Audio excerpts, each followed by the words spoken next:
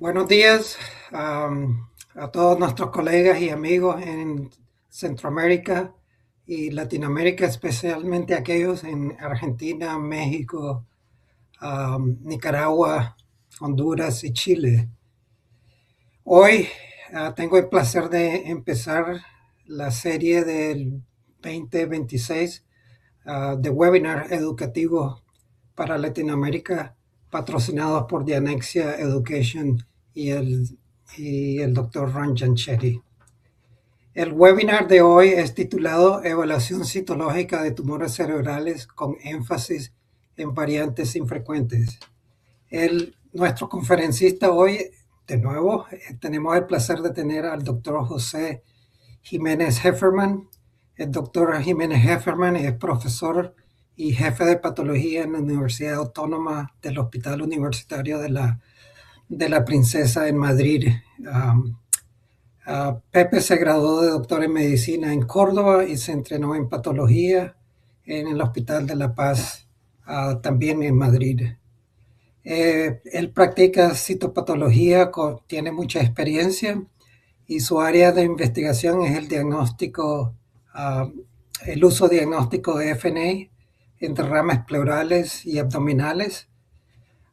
También es un especialista en la citología del cerebro y del sistema nervioso, con más de 160 artículos en los journals de citopatología.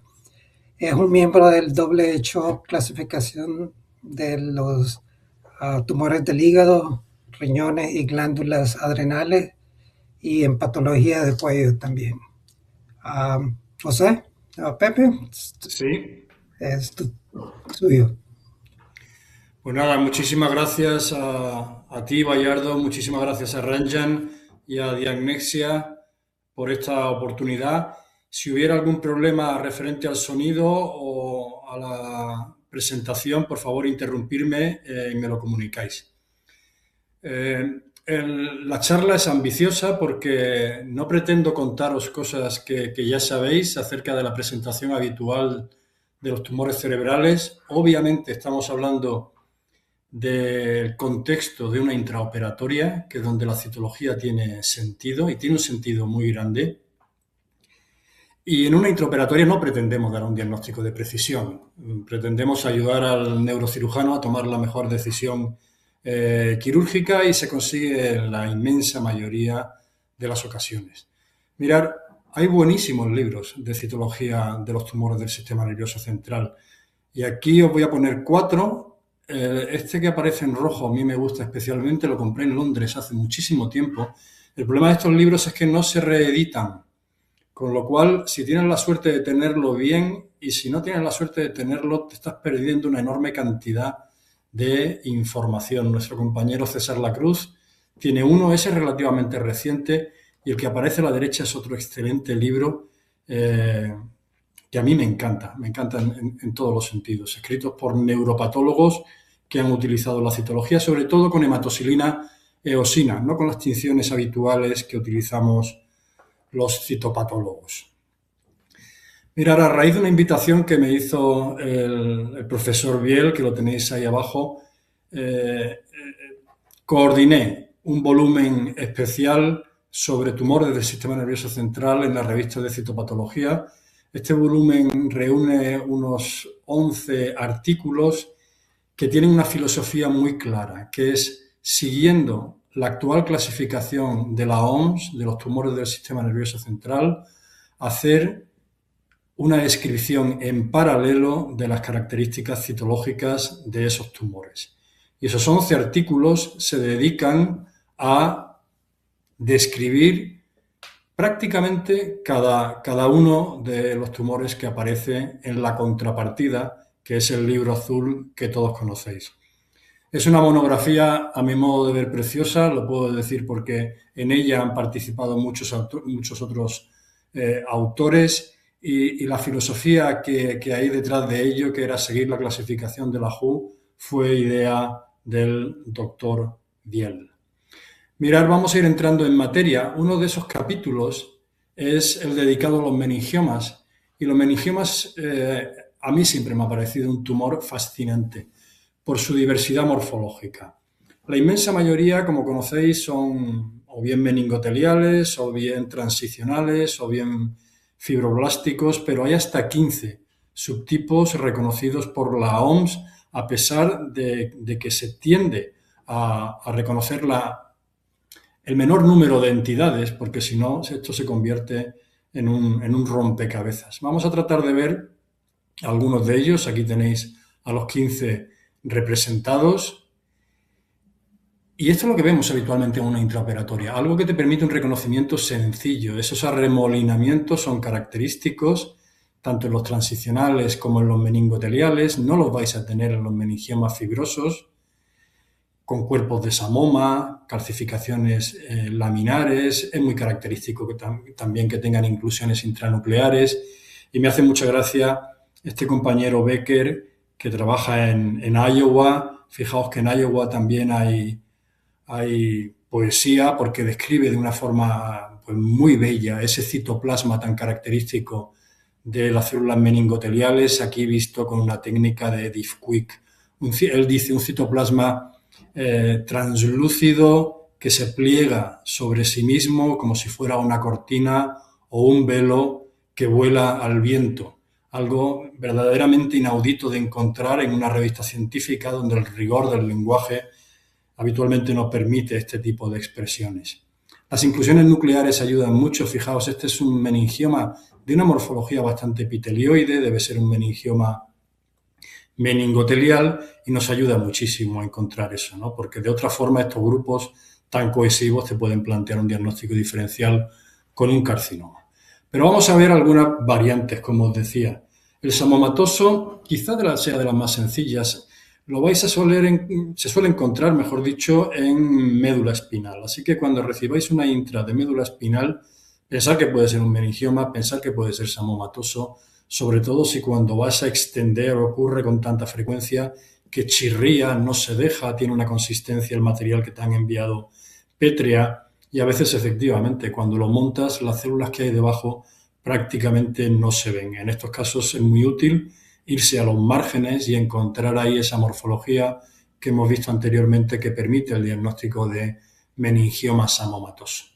Aquí tenéis a uno de mis favoritos, es este meningioma angiomatoso llamado hoy día, que se caracteriza por esa red interconectada tan llamativa de estructuras vasculares que enseguida nos ponemos a fijarnos en ella. Algunas veces olvidamos las células que cuelgan, que como veremos tienen características propias de meningioma y permiten su diagnóstico. Fijaos qué imagen tan espectacular, parece un árbol y hablando de poesía, a mí me recuerda mucho a este sauce que en España llamamos sauce llorón. A su izquierda y a su derecha tendría meningiomas convencionales, pero él no es así. Él tiene esas estructuras vasculares que remedan sus ramas y las células serían las hojas adheridas a esas ramas que, como digo, dan la clave porque tienen esa morfología, en este caso bastante epitelioide, bastante meningotelial. Fijaos, este es un tumor que suele producir mucho edema peritumoral. Ese es un signo que se destaca frecuentemente en los estudios de imagen, es un signo de alarma y es un tumor que también puede tener atipia degenerativa, ¿no? Como la que hemos visto o la que se ve habitualmente en los esvanomas, con lo cual no os dejéis sorprender por ella. Otro meningioma verdaderamente impresionante es este, linfoplasmocitario. Y de la misma forma que el anterior puede tener ese edema peritumoral muy llamativo, que puede ser un signo de alarma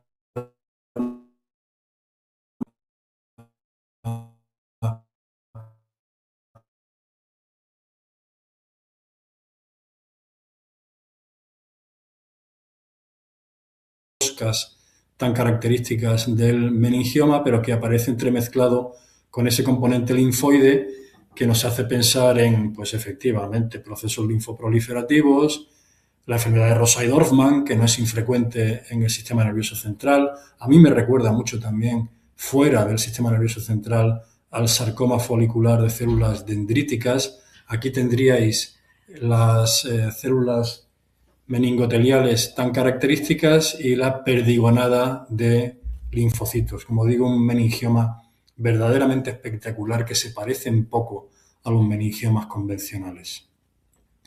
Sí me recuerda un poco ese meningioma linfoplasmocitario a un hecho relativamente frecuente, que es la embolización en un meningioma.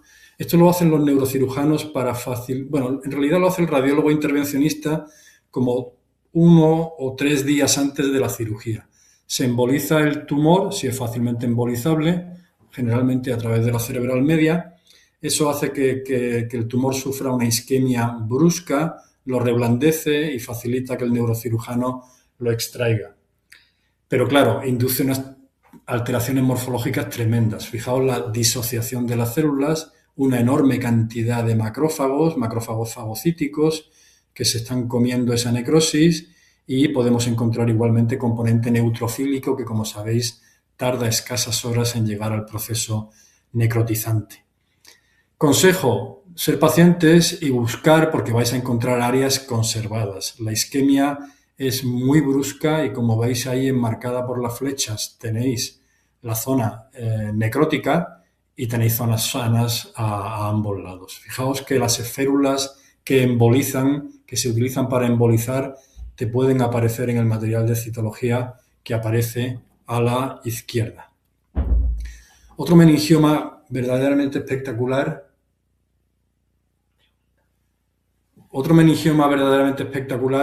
Perdonar, Bayardo, ¿consigues oírme bien? Pepe, hay unos participantes que dicen que la imagen está congelada y el sonido. ¿Pero tú consigues verme bien? Yo te veo bien y te escucho bien, sí. Pues entonces no entiendo por qué puede ser. Ya. Um,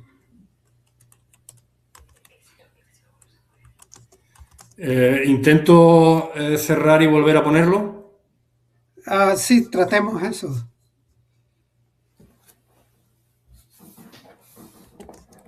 Bueno, para los que estáis ahí detrás, he salido y he vuelto a entrar. Parece ser que se interrumpió en el meningioma linfoplasmocitario. Vuelvo a él. Lamento las molestias, ya sabéis cómo es esto, y yo no soy nada experto en informática.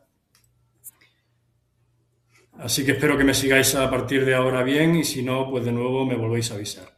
Estábamos diciendo que el meningioma linfoplasmocitario tenía una imagen espectacular que plantea varios diagnósticos diferenciales, sobre todo con enfermedades de tipo hematológico. Rosai-Dorfman sería una histiocytosis, y había comentado el parecido que tiene este tumor con el sarcoma folicular de células dendríticas. En cualquier caso, tratar de fijaos en esas células que no son linfoides, que no son macrófagos, y nos deben de poner en la alerta de que las variantes infrecuentes de los tumores frecuentes son más frecuentes que los tumores raros. Es una máxima que siempre mantengo, que la gente que trabaja conmigo conoce hasta la saciedad.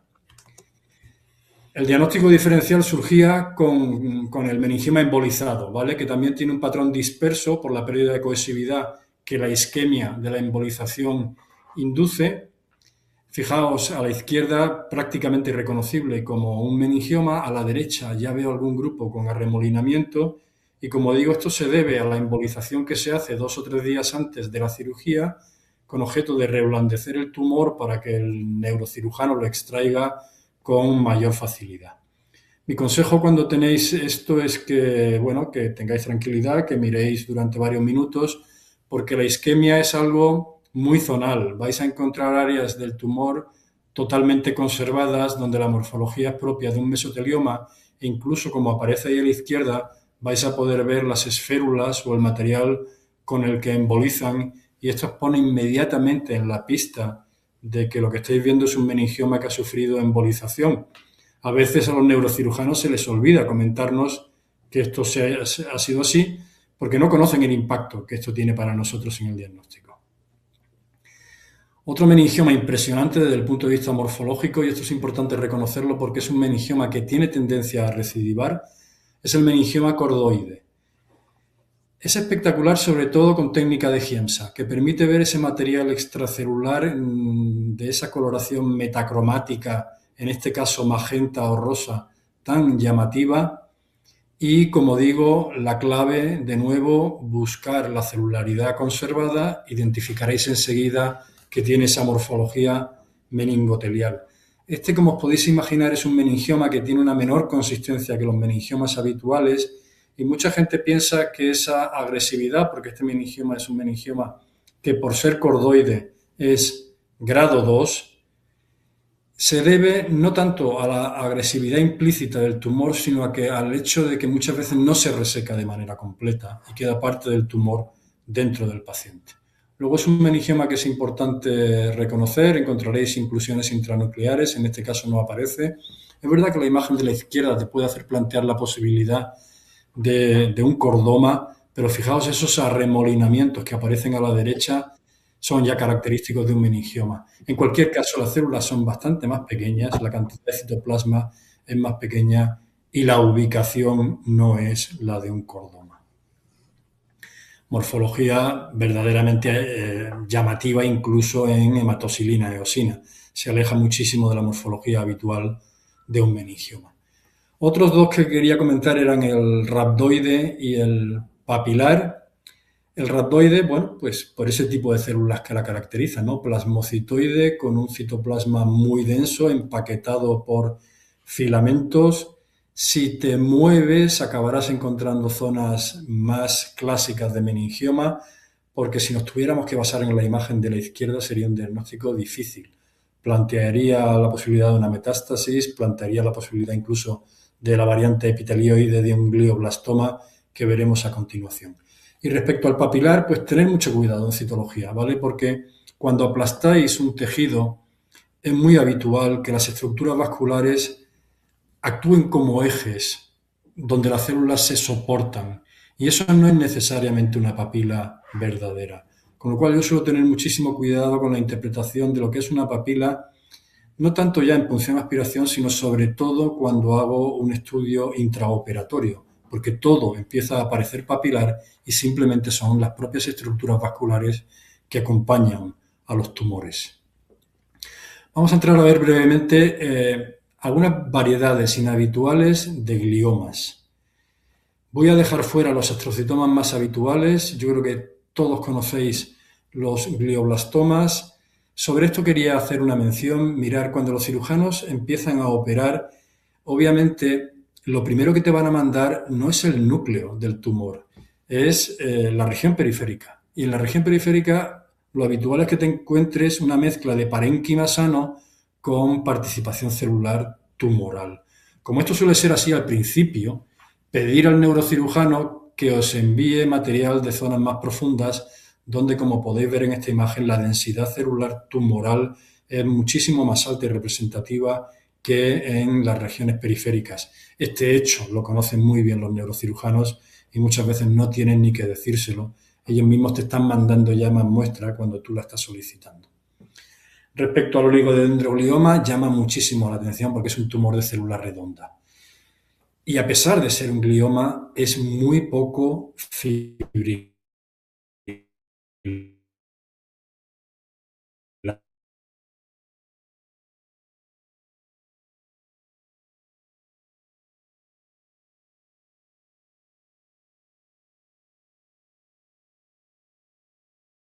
Muy frecuente, que son las calcificaciones, como sabéis en este tumor también enormemente características, al igual que en un meningioma. Pero, como digo, os enfrentáis ante un tumor de célula redonda con poca fibrilaridad, aunque en la hematoxilina de la izquierda sí aparece alguna. Tampoco hay ningún problema en confundir esta entidad con un astrocitoma de bajo grado, porque el manejo quirúrgico va a ser muy parecido. Mirad la imagen de la derecha, el énfasis que hacía en el acompañamiento vascular, eso no es papilar, es simplemente una estructura vascular sobre la que penden esas células tirando a morfología redondeada propias de un oligo. No voy a insistir en lo que es un glioblastoma habitual, los conocéis, células disociadas, enormemente atípicas, muy elevada densidad celular, actividad mitótica. Mirar sobre la mitosis si os quería hacer un comentario. En citología no se ven tan frecuentemente como en histología. Y probablemente parte de la razón se debe a que esos cromosomas que estáis viendo ahí en el interior de esas células ya no están envueltos por una membrana nuclear, con lo cual la fragilidad es muchísimo mayor. Y si la membrana citoplasmática se rompiera, yo perdería la posibilidad de ver la actividad mitótica, al no ser un corte histológico. Fijaos, aquí se aprecia claramente fibrilaridad, que es la clave para el reconocimiento de un glioma, excepciones como el oligo ya mencionado. La reduplicación vascular es un hecho muy infrecuente. Yo soy muy crítico a la hora de admitirla, pero tengo que decir que en la imagen de la derecha estamos viendo efectivamente una estructura vascular, se ven los núcleos endoteliales alargados y se ve una reduplicación. Habitualmente no tenemos que basarnos en eso para llegar al diagnóstico de glioblastoma. La imagen de la izquierda es mucho más explícita. Pero me interesa enseñaros esto, porque esto sí es infrecuente.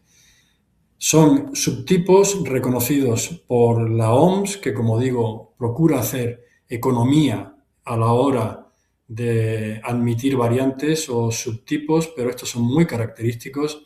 El glioblastoma de célula gigante, recordar que una cosa es una célula gigante y otra cosa es una célula gigante multinucleada, es decir, no necesariamente tiene que ser multinucleada para ser gigante. Las multinucleadas suelen tener un tamaño descomunal. Los libros clásicos dicen que incluso son visibles a simple vista cuando están extendidas sobre un porta. Suelen contener esos micronúcleos que aparecen en la célula, que yo creo que veréis el cursor, que aparecen aquí arriba. Esos micronúcleos que son material genético, ADN, independizado del núcleo principal. Y fijaos, trata de recordar efectivamente esa tendencia glial que tiene. Aquí tenéis una enorme célula con esas prolongaciones fibrilares propias, como digo, de células gliales. Un tumor verdaderamente espectacular si no fuera por el mal pronóstico que tiene.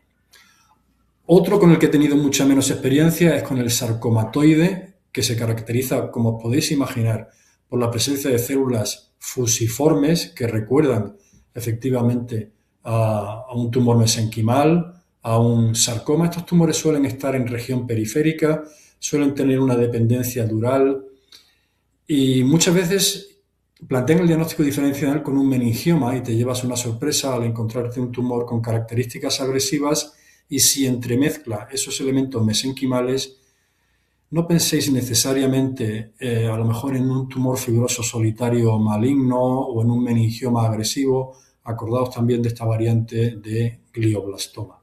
Impresionante igualmente es el glioblastoma, que también se llamaba isomorfo porque las células suelen parecerse mucho entre sí, son de tamaño en general pequeño y plantean el diagnóstico diferencial con tumores embrionarios, tipo meduloblastoma, pineoblastoma, etc.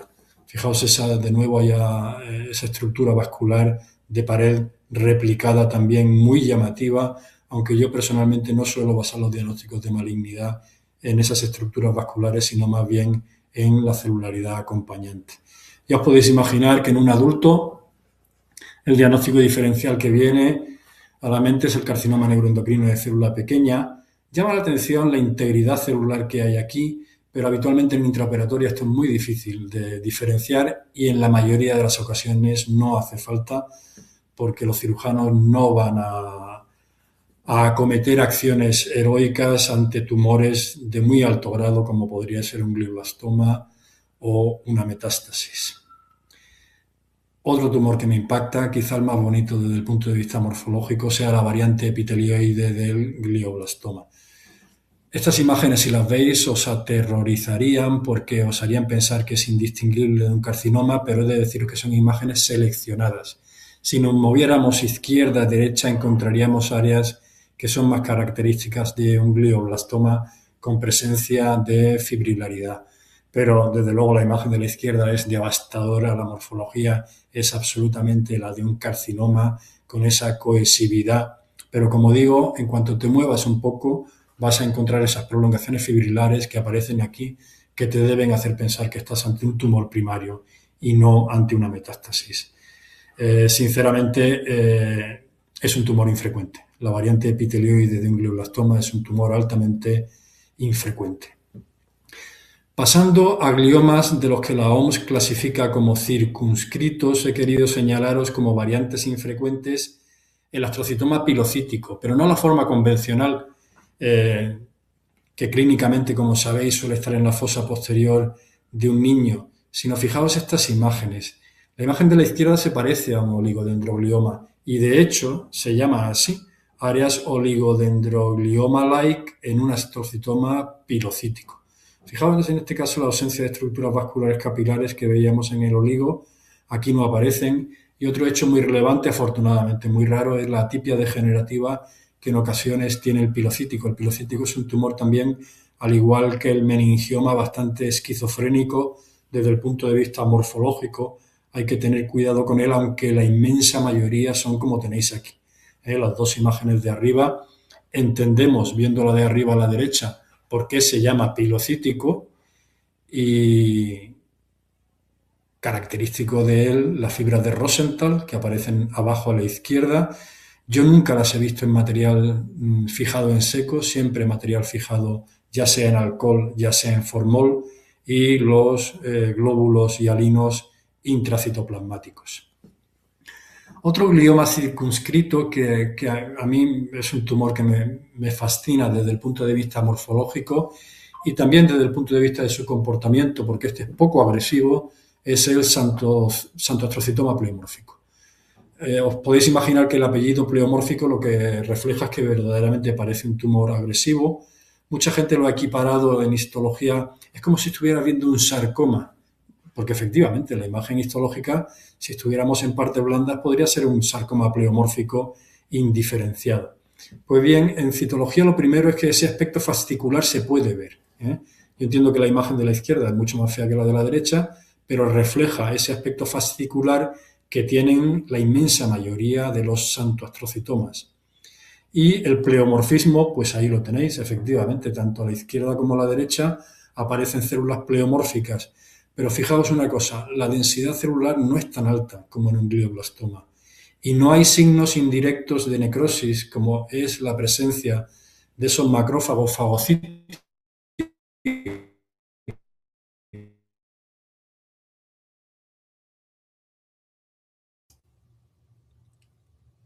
Pepe, perdimos el sonido.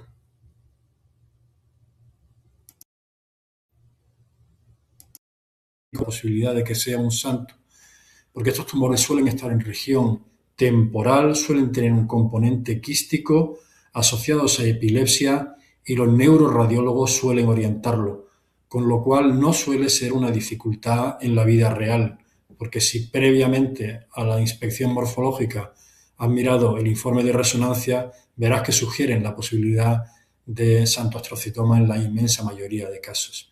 Bonitas imágenes de correlación, esas células gigantes multinucleadas atípicas que no implican un mal pronóstico y desafortunadamente esa raíz santo que lleva el tumor difícilmente se ve, no solamente en citología, sino también en biopsias. No nos solemos basar en la santomización para llegar al diagnóstico de este tumor. Fijaos, si yo os pusiera esta imagen y os dijera que una corresponde a un glioblastoma, Ya. pues mira, Bayardo, la próxima vez haces muy bien como has hecho ahora, me interrumpes inmediatamente y así no tenemos que recuperar, ¿vale? Ok, vale. Lo siento mucho, debe ser el wifi de casa que no funciona adecuadamente. Os decía que uno es un glioblastoma y otro es un santoastrocitoma. Yo creo que no tendríais dificultad en decirme cuál es cuál. El de la derecha, efectivamente, es el glioblastoma. Veo esos macrófagos fagocíticos, veo actividad mitótica y si no la tuviera, la densidad celular es mucho más alta que la imagen que aparece en la izquierda, fibrilar, algo atípico, pero de densidad celular baja. Este es otro tumor espectacular, también circunscrito. Lo vais a ver en osa. Habitualmente es tan evidente que no se suele enviar en intraoperatoria. Es el astrocitoma gigantocelular subependimario. Si no estás habituado o alerta de esta posibilidad, te puede resultar como un tumor agresivo, porque esas células ganglion-like o de aspecto neuronal pues pueden ser atípicas e incluso acordaos de que este tumor puede tener actividad mitótica, sin que eso cambie su grado, que es un grado 1. Esa figura de mitosis que aparece allí a la izquierda corresponde efectivamente a un gigantocelular Perdimos la subependimario presentación de totalmente nuevo, Pepe. benigno. Vamos a pasar a localización, ¿vale? Y os traigo en este artículo... Yeah. ¿Me estáis oyendo, no? No, te oímos, pero no vemos la presentación. Vamos a pasar a ver algunos tumores peculiares, raros en relación con el sistema ventricular. Ahí tenéis la lista que aparece a la izquierda. Ahora, desordenadamente, imágenes de algunos de estos tumores. Y espero que vosotros podáis encuadrarlos, ¿vale? El contexto clínico será siempre el mismo, tumores relacionados con el sistema ventricular. Pepe, Variará la localización. La perdimos de nuevo. ¿Me veis? ¿Me oís? Sí, sí. Me he conectado al móvil, al 4G, y espero que vaya mejor. Ok. Mirar, es una localización bastante peculiar que comparten muchos tumores, como tenéis ahí a la izquierda.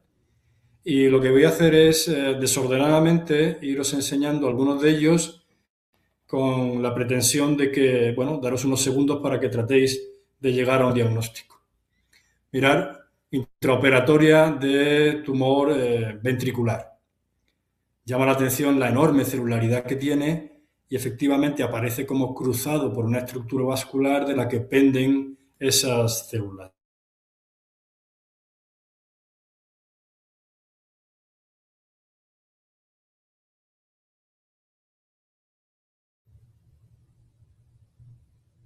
Fragmento y las células hay un espacio libre que efectivamente corresponde a las prolongaciones citoplasmáticas de esas células y en efecto lo que estamos viendo es un ependimoma. Os comentaré únicamente, este es un tumor frecuente, no es un tumor infrecuente, pero quería comentaros un par de características. Mirad, eso es diferenciación ependimaria verdadera en un ependimoma. Si yo pusiera la imagen de la izquierda en una punción de hígado en un paciente con un carcinoma de colon, pues todo el mundo diría que eso se trata de la metástasis de un carcinoma de colon, porque estamos viendo núcleos ovalados que forman en empalizadas y se corresponden, como decía, con las verdaderas rosetas ependimarias que no son las más frecuentes en un ependimoma. Como digo, una imagen infrecuente, lo muchísimo más frecuente son las pseudorosetas perivasculares, que son las que hemos visto con anterioridad. Y otro hecho relevante es esta hialinización vascular que aparece de esa forma tan característica. No es específica de un ependimoma, pero sí es típica de tumores con lento crecimiento. Digo esto porque el ependimoma, sabéis que la clasificación actual es una clasificación molecular y también está relacionada con la ubicación del tumor, pero antiguamente, cuando hablábamos de las variantes morfológicas del ependimoma, decíamos que el celular era el más frecuente. Y este tumor efectivamente te sorprende porque es extraordinariamente celular y cuando tenemos algo así, pues uno se asusta.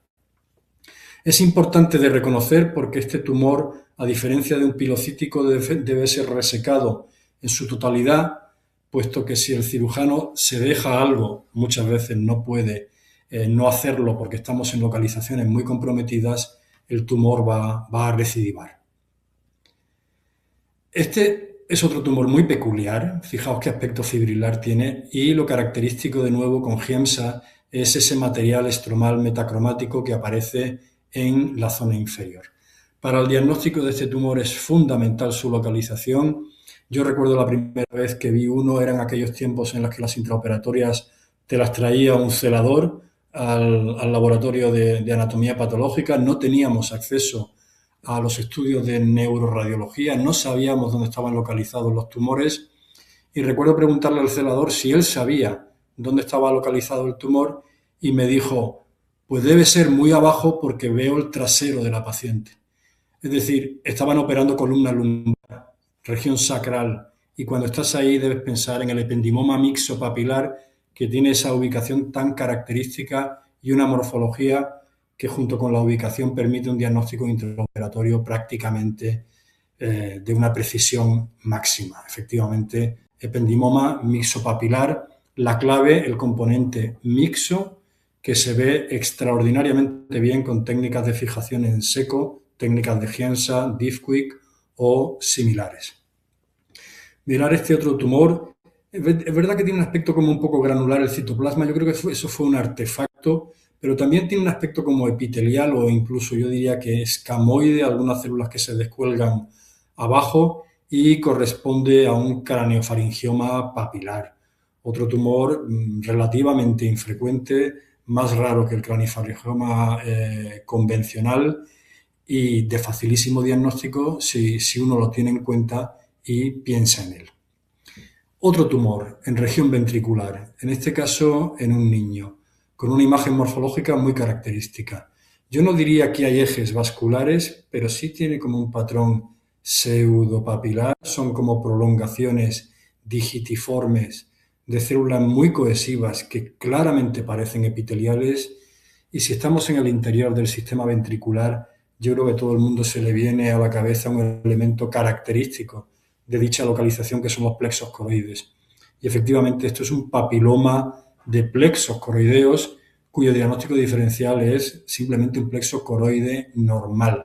La diferencia, según dicen los libros, porque mi experiencia aquí es muy limitada, creo que solamente he visto 2 casos, es la sobrepoblación celular que tiene el papiloma respecto a un plexo coroideo normal.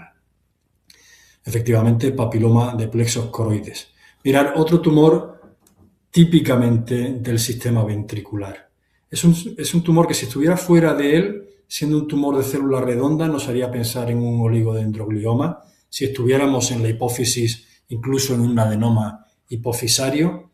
De hecho, yo creo que cuando este tumor inicialmente se describió era como un oligodendroglioma intraventricular, y hoy sabemos que no es un tumor glial, que es un tumor neurocítico.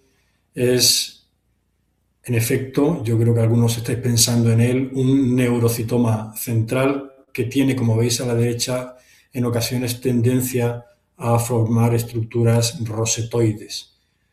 Típico del sistema ventricular, raro fuera de él, imagen muy característica que sumada a la localización, de nuevo, es prácticamente diagnóstica, como lo es esta imagen. Yo creo que esta imagen se parece al meningioma linfoplasmocitario que hemos visto en la participación linfoide que tiene el tumor. Estáis viendo ahí esa perdigonada de linfocitos que aparece en el fondo y acompañándola células tumorales de tamaño grande, de aspecto indiferenciado, que no tienen tendencia a agregarse, que se disponen sueltas, incluso en Diffquick alguna tiene un nucleolo prominente, y si nos dicen que esto está en el sistema ventricular cerca de la epífisis, pues yo creo que el diagnóstico es el que estáis pensando. Efectivamente, se trata de un germinoma, exactamente igual que un seminoma testicular, exactamente igual que un disgerminoma en el ovario. Fijaos que en este caso el fondo tigroide no resulta característico, no aparece siempre y aparece, como vamos a ver en otros tumores, que no son necesariamente germinomas. Fuente de error posible, no lo fue en este caso, lo fue en otro. Este es un error diagnóstico que nos apuntamos en nuestro laboratorio. Mirar, eso es la glándula pineal normal. Rara vez se biopsia, obviamente por error, cuando está el neurocirujano tratando de tomar una muestra de un tumor en localización pineal, puede llevarse sin querer parte de la pineal. Cuando tú lo ves en una intraoperatoria, esto te parece claramente tumoral porque no estás habituado a ver la glándula pineal. Esos son pineocitos, contienen lipofuscina, que la estáis viendo en el interior del citoplasma, e incluso aquí veis algo característico de la pineal del adulto, que son las calcificaciones. Estáis viendo algunas estructuras cristalinas. Aquí en esta intraoperatoria lamentablemente dijimos que había tejido tumoral, cerraron al paciente y posteriormente tuvieron que reabrirlo porque habíamos interpretado esa pineal como tejido tumoral cuando no lo es. Otro tumor del sistema ventricular. Fijaos qué tumor, este sí tiene un patrón angiocéntrico. ¿de acuerdo? Porque vemos esos ejes vasculares y en torno a ellos una enorme cantidad de células, muy celular este tumor. Pues yo si lo viera en una intra y supiera la localización, pensaría, bueno, pues un ependimoma, ¿no? Es lo más frecuente allí y efectivamente se parece, claramente angiocéntrico, hay mucha célula suelta, como también puede tener un ependimoma, y un hecho inhabitual, fijaos, este sí tiene un fondo tigroide, curiosamente, y corresponde a un tumor muy raro, un tumor raro de la glándula pineal, que es el tumor papilar de la pineal. Y el fondo tigroide se debe a que este es un tumor que tiene citoplasma claro, y ese citoplasma claro lo es a expensas de un contenido elevado en glucógeno, que como sabéis es responsable de que aparezca un fondo tigroide. Cuando se rompe el citoplasma, ese material de glucógeno sale, se queda en el fondo de las preparaciones, solamente lo vemos en preparaciones fijadas en seco, se ve que el alcohol y el formol lavan, por así decirlo, el fondo y no es patognomónico, como nada en medicina, de germinoma, lo vemos en otros tumores y en el sistema nervioso central, no solamente en las descripciones que hemos hecho nosotros, sino otros autores también reflejan que esto es así. Vamos con otro tumor de la región ventricular, ahí lo tenéis, está interhemisférico, cerebeloso, de hecho está en la región del cuarto ventrículo. Esta es la primera intraoperatoria que se recibe y yo quiero que tengáis muchísimo cuidado con esto. Cuando conoces la localización estás siempre muy atento a esta posibilidad, pero si no la conocieras pensarías que estás ante tejido tumoral y esto no es tejido tumoral. Esto es la capa granulosa normal del cerebelo y es una fuente de error para patólogos expertos y para patólogos inexpertos. La clave está en acordarte de que puede ser cerebelo y de que estás ante una muestra rigurosamente normal. Pedimos que manden más y efectivamente mandan más y esto es otra cosa. Este es un tumor fibrilar, tiene un aspecto, por así decirlo, hasta un poco pilocítico, con esas prolongaciones muy finas, muy ramificadas, ese aspecto piloso, pero lo que llama la atención es un segundo componente que forma rosetas y yo creo que no tengo que señalarlas, se ven una a la izquierda, otra a la derecha, fijaos aquí, dos rosetas confluentes, una tercera roseta a la derecha y en nuestra lista, ahí tenéis la histología, hay un tumor que encaja perfectamente, que es el tumor glioneuronal formador de rosetas típico del cuarto ventrículo.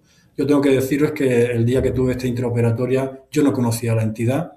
Cuando fui a leer el informe de resonancia me encontré que el neuroradiólogo mencionaba que podía ser este tumor y bueno, yo me limité a decir que efectivamente era compatible con que se tratara de ese tumor y que en cualquier caso parecía un tumor primario y de bajo grado de agresividad.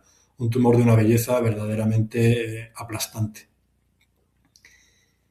Creo que este es el último de los tumores que vamos a ver del sistema ventricular. Nos vamos a ir acercando al final de la exposición. Este es un tumor muy agresivo. Es un tumor, como veis, que tiene cierta morfología plasmocitoide. Son células redondeadas o epitelioides de tamaño grande. Este paciente era un niño y la región era región cerebelosa, involucraba indirectamente, no es un tumor primario del sistema ventricular, sino el sistema ventricular está siendo invadido y yo creo que a muchos se os ha venido a la cabeza la posibilidad de un tumor teratoide, rhabdoide, atípico, porque efectivamente algunas de esas células empiezan a tener esa morfología rhabdoide.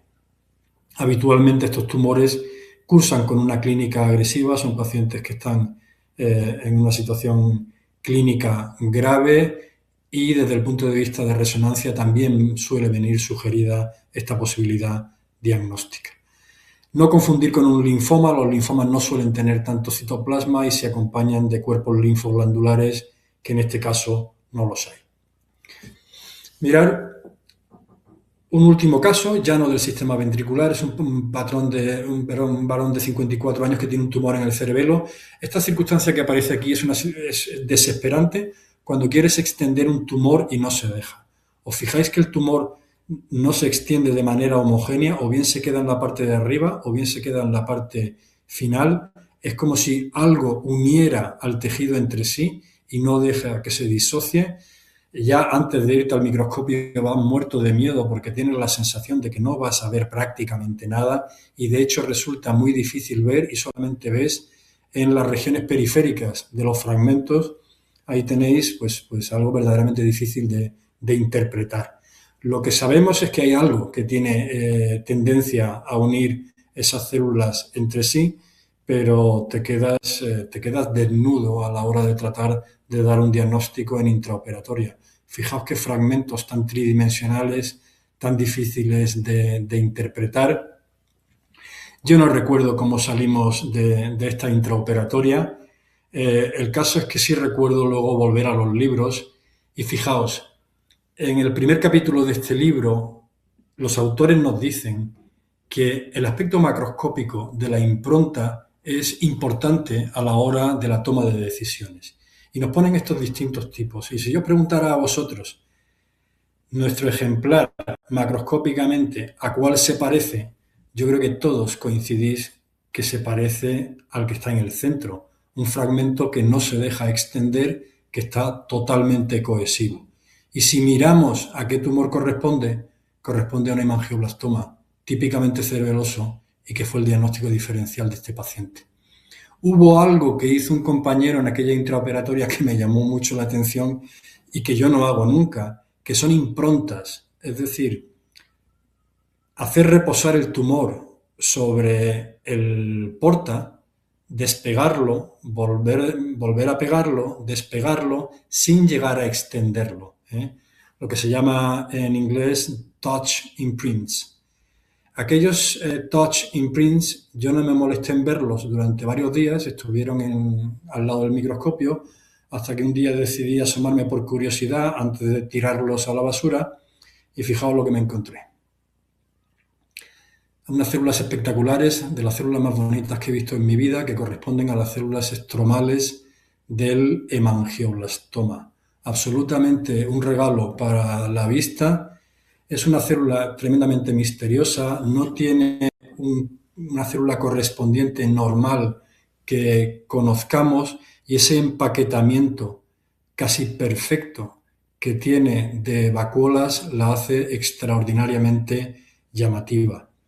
Fijaos, lo vas a ver en el touch imprint y no lo vas a ver si pretendes hacer un crush smear o un squash smear. Así que de vez en cuando hacer las improntas directas es extraordinariamente útil y se correlaciona con estas bellísimas células que se ven, rara vez las ves tan bonitas en el hemangioblastoma.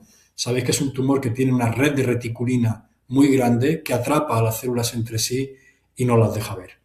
Nos vamos acercando ya, lamento las interrupciones al final. Es una última reflexión que os quería hacer acerca de las metástasis. Las metástasis son muy fáciles de diagnosticar en la inmensa mayoría de los casos, pero recuerdo la reflexión inicial que hicimos en los glioblastomas. Cuando los neurocirujanos empiezan a tomar muestras, lo van a hacer de la región periférica, una región periférica que es limítrofe con el parénquima cerebral normal, y muchas veces te vas a encontrar con una mezcla de parénquima cerebral normal y células tumorales de la metástasis del carcinoma. Y crean imágenes como la que aparecen aquí, que son fácilmente confundibles con un glioblastoma, tanto la imagen de la izquierda como la imagen de la derecha. Si os surge esta dificultad, hablar con el neurocirujano que tome una muestra más profunda y en ese caso quedará excluido el parénquima cerebral normal y veréis únicamente las células tumorales con la cohesividad característica de un carcinoma. Última diapositiva de agradecimiento a José María Viguer, a Blanca Vicandi, ellos en el Hospital La Paz, donde yo fui residente, como dijo Bayardo, hace mucho tiempo, iniciaron en los años 80 el estudio citológico sistemático de todo tumor que venía a intraoperatoria. Mi antiguo jefe, Javier Fraga, hizo lo mismo en el Hospital de la Princesa, donde yo estoy actualmente, y gracias a ellos tenemos una colección enorme de casos y una tradición que nos ha permitido disfrutar enormemente del impacto estético tan tremendo que tiene la citología de los tumores del sistema nervioso central. Y con esto he terminado. Gracias, Pepe. Una presentación bellísima, sobre todo de las preparaciones citológicas. Este, creo que tenemos tiempo para una o dos preguntas, si hay preguntas.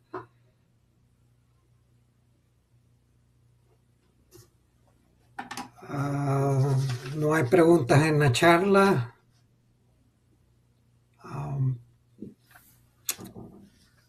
Ok. Bueno,